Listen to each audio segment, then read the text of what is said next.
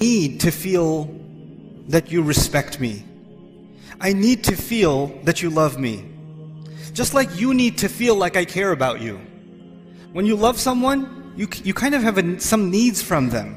You need for me to make sure that the house is taken care of. You need to make sure, my responsibility, you need from me that the electricity bills are paid and the heating is working. And you need for me to make sure that you can get to school. You need to make sure, for me to make sure that you have clothes. Those are my responsibilities. And I need to make sure that I feel some respect from you and regard from you and obedience from you. I get that. But the relationship you have with Allah is different. You have a lot of needs from Him. He has no needs from you. He doesn't need you at all, actually. He doesn't need anyone or anything. And let's just talk about you. When you say, why do I need to pray? Why does Allah need me to pray? Allah doesn't need for you to do anything. It's not about Him at all.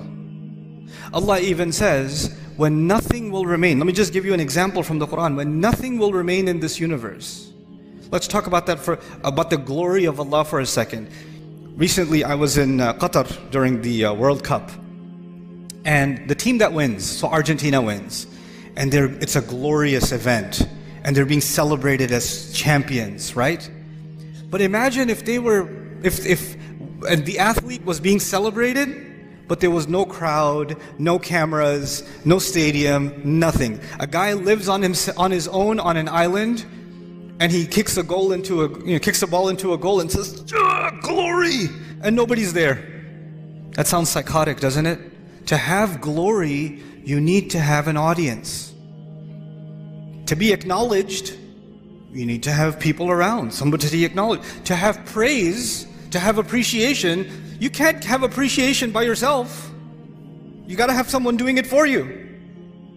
But Allah says, كُلُّ مَنْ عَلَيْهَا فَانٍ وَيَبْقَى وَجْهُ رَبِّكَ ذُو الْجَلَالِ وَالْإِكْرَامِ. He says, everything will stop existing on this earth, and yet the face of your Rabb will remain, and it will still possess glory. Allah is the only one who is glorious even when there's no one glorifying Him. Only one. Anybody else needs somebody else to do it. So Allah does not need my prayers. Allah doesn't need me to eat halal chicken. Allah doesn't need me to not say bad. He doesn't need any of that from me.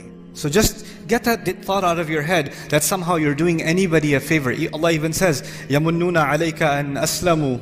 They think they're doing you a favor by accepting Islam. You know? Allah said, don't tell me that you're doing me a favor with your Islam. Allah is the one doing you a favor. Now, the next thing.